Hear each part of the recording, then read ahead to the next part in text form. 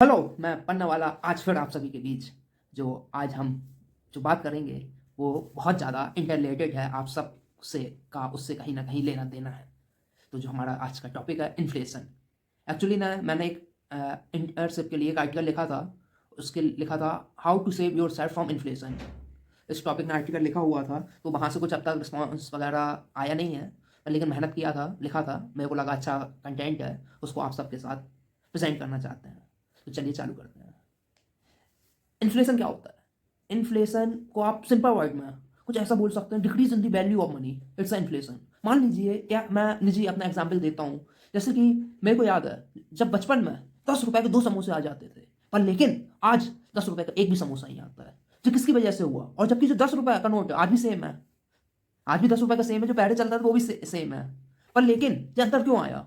ये इन्फ्लेशन की वजह से आया। तो इन्फ्लेशन को अपन सिंपल उसमें क्या बोल सकते हैं, क्या बोल सकते हैं, तो उसका inflation is the rate at which the price of goods and service increase. ये इन्फ्लेशन हो गया। अब अगला उसमें आते हैं, time and again you have heard from your previous generation about how the rate of price change over the short duration of time, the plot which one use to get a very nominal price is value at crore. शायद आप सबने कभी ना कभी अपने पूर्वजों से या बड़े लोगों से सुना होगा कि यह जो प्लॉट था, जमीन का टुकड़ा था, उसकी वैल्यू पहले कौड़ी के दाम थी, आज उसी की कीमत करोड़ों में हो गई। ये क्यों हुआ? ये भी इन्फ्लेशन की वजह से हुआ। जो पुराने लोग थे, उन्हें अपने आप को इन्फ्लेशन से कैसे बचाना है इसका शायद इतना नहीं मालूम था, पर लेकिन जो उनके तरीके रहा करते थे वो आज भी एकदम सटीक बैठते हैं अपने आप को इन्फ्लेशन से बचाने के लिए। जैसे कि जो पुराने लोग थे, वो लोग पैसा जो आता था या फिर उसका गोल्ड, सिल्वर या जमीन, इस टाइप में इन्वेस्ट करते थे, क्योंकि उस समय यही सब सबसे बेस्ट ऑप्शन थे। पर लेकिन आज और भी ऑप्शन है, उसको भी हम जानेंगे। और दूसरी तरफ ऐसे लोगों की भी कमी नहीं थी जिनकी आदत रही, जो पैसा कमाया उसको जमीन ने गाड़ दिया, उसको बंद करके रख दिया। इस टाइप के भी लोग रहे। पर लेकिन जब उन्होंने पाया, जब वो उसको निकाले उस पैसे को जमीन से, जब वो उसका कुछ सामान लेने गए, तब उन्हें मालूम चला कि हमने 1 लाख जोड़ा था, आज उस समय के 1 लाख की से आज हम 80-70 हजार का सामान ले पा रहे हैं। तो उनने भी दिमाग लगाया कि हम अपने आप को इन्फ्लेशन से कैसे बचा सकते हैं। आपने सुना होगा, जैसे पुराने जो लोग थे वो एक एडवाइस दिया करते थे, और आज भी देते होंगे, कम से कम खर्चा करो। तो एक्चुअली ये सब जो तरीके हैं, ये कहीं ना कहीं हमको इन्फ्लेशन से बचाते हैं। तो अगर हमको भी इन्फ्लेशन से अपने आप को बचाना है, तो कुछ 5 चीजें जरूरी हैं, उसको हमें समझना होगा। अगर यदि कोई हमसे कहे कि इन्वेस्टमेंट बस एक तरीका है इन्फ्लेशन से बचाने का, तो ऐसा एकदम सही नहीं है। सही है पर लेकिन एकदम सही नहीं है। इन्वेस्टमेंट एक तरीका हो सकता है, पर लेकिन सब कुछ नहीं हो सकता है। तो यदि हमें इन्फ्लेशन से बचाना है, ऐसे मेन 5 चीजें हैं, उसको अगर हमने समझ लिया, उसको मैनेज किया, तो हम कहीं ना कहीं अपने आप को इन्फ्लेशन से बचाने में कामयाब हो जाएंगे। सबसे पहले आता है अर्निंग और इनकम। आप हमेशा जो इन्वेस्टमेंट है, आपने इन्वेस्टमेंट कर दिया, सब कर लिया, आप कंप्लीटली उसमें डिपेंड हो गए कि वो हमें इन्फ्लेशन से बचाएगा।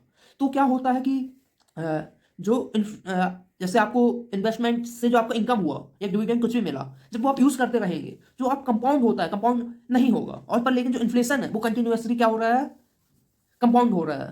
तो इसीलिए आप हमेशा दिमाग लगाइए कि हम इनकम अर्निंग्स कैसे कर सकते हैं। अगर हम इसमें भी चिंतन करते हैं और कोशिश करते हैं, तो कहीं ना कहीं हम अपने आप इन्फ्लेशन से बचाने की तैयारी कर रहे हैं।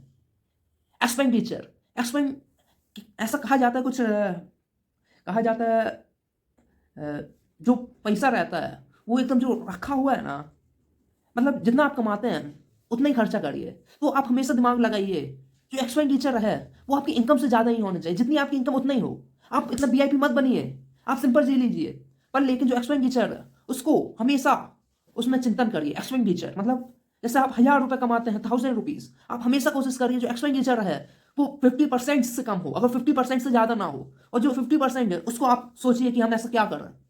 और जो क्या जो फिगर है 50%, किसी का 60-70 हो सकता है, पर लेकिन 70% से ज़्यादा मत होने दीजिए। एक्सपेंडिचर हो गया। तो एक्सपेंडिचर भी अगर आप सोच समझ के करते हैं, तो कहीं ना कहीं आप अपने आप को इन्फ्लेशन से बचा रहे हैं। एक होते सेविंग्स। सेविंग्स क्या है? सेविंग्स मतलब बचत। सेविंग मतलब क्या? बचत। Saving refers to excess of cash that is rented for a future renting or spending. If there is a surplus between what is the person earns as an income, what they spend, the difference can be directed towards the saving or investment. Managing saving is a critical area of personal finance. Common form of saving includes physical cash, several bank accounts, and so on. If an individual is totally investing or spending a money, there is some risk. There is a unique value of liquidity. Saving is a part of liquidity. Saving or a liquid money help us to spot an opportunity and will definitely help us to beat inflation. जो saving है, आप जैसे मान लीजिए पूरा पैसा आपने invest कर दिया, हो सकता है जब आपको जरूरत पड़े उसको आप यूज ना कर पाए, ऐसा हो सकता है। तो आप हमेशा कुछ सेविंग लिक्विड मनी ना अपने पास रखिए। जैसे कई लोग क्या करते हैं, सेविंग्स नहीं करते हैं, उनके पास पैसा आता है, प्लॉट खरीद लेते हैं, कुछ खरीद लेते हैं, पर लेकिन जब समय की मार उनको मिलती है, समय की मार उनको आती है, उनको लिक्विड मनी चाहिए, फीस भरनी है किसी का, बच्चा का या किसी का इलाज का, हॉस्पिटल के बिल पे करने हैं, तो इसके लिए वो एकदम परेशान हो जाते हैं, वो दुनिया भर के चक्कर लगाते घूमते हैं, एकदम परेशान हो जाते हैं और वो हैवी इंटरेस्ट में पैसा ले लेते हैं। और जबकि उनके पास क्या है, उनके पास इन्वेस्टमेंट है, उन्होंने जमीन इन्वेस्ट किया है, पर लेकिन जो उन्होंने इन्वेस्ट किया है वो मौके ने नहीं मिल रहा है। हो सकता है उन्होंने शेयर मार्केट में इन्वेस्ट किया हो, क्रिप्टो ने किया हो सकता है आज जब उन्होंने इन्वेस्ट किया उसकी वैल्यू 100 रुपया थी, आज उसकी वैल्यू 60-70 भी हो सकती है, वो हिम्मत नहीं कर पाता उसे बेचने का। तो इसीलिए सेविंग करना अपन को सीखना होगा, सेविंग को समझना होगा, सेविंग की एक अपनी कीमत है। कई बार ऐसे मौके भी आते हैं जब गोल्डन अपॉर्चुनिटी, जब आपके पास लिक्विड मनी होता है तो आपको हथौड़ा बजाने का मौका मिलता है। सेविंग भी अपने आप को इन्फ्लेशन से बचाने का बहुत तोड़ जवाब है। अभी तक हमने 3 चीजों को समझ लिया, उम्मीद कर रहा हूं कि समझ आ रहा होगा। देखिए पहला बंद ने क्या समझा था, इनकम का आप मल्टीपल सोर्स बना के चलिए, ये हमेशा आपको इन्फ्लेशन से बचाने में काम करेगा। और हमने दूसरा एक्सपेंडिचर को हमेशा मैनेज करके चलिए, बजट बना के चलिए, जो एक्सपेंडिचर हो गया।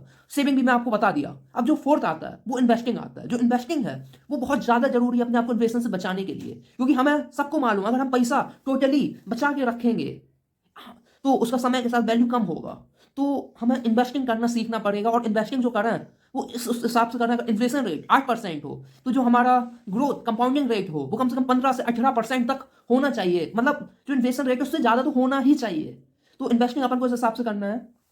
Investing relates to purchase of asset and expected to generate a rate of return with the hope that in over a time the individual will receive back more money than that they are originally invested. Investing carry risks, not our asset actually end up by the providing a rate of positive rate of return. This is where we can see relationship between risk and return. Common form of investing includes stock, bonds, mutual fund, real estate, private companies, commodities, arts, and so on.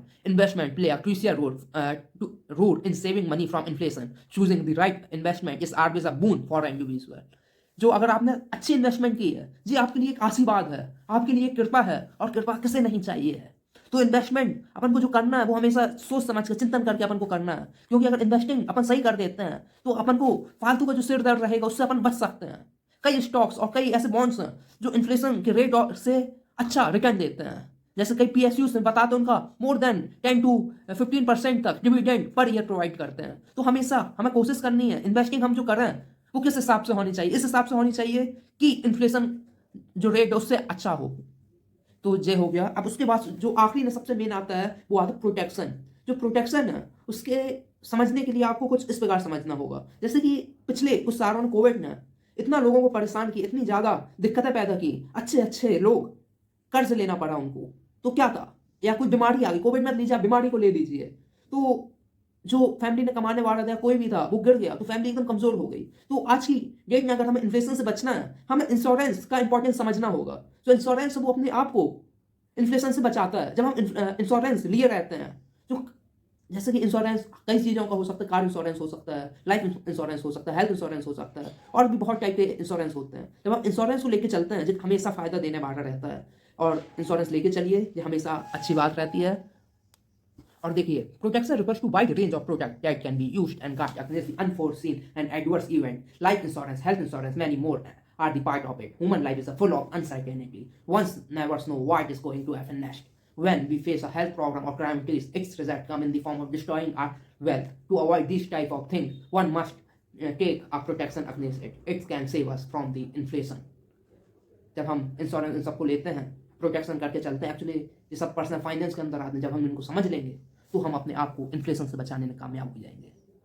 तो मैं निश्चय करने वाला ऐसा ही आशा करता हूँ कि आपको अच्छा लगा होगा। यदि अच्छा लगा है तो बहुत खुशी की बात है, बहुत खुशी की बात है। तो आज के लिए मैं चलता हूँ, और आगे फिर मिलेंगे। चलिए बाय बाय बाय, जय हिंद।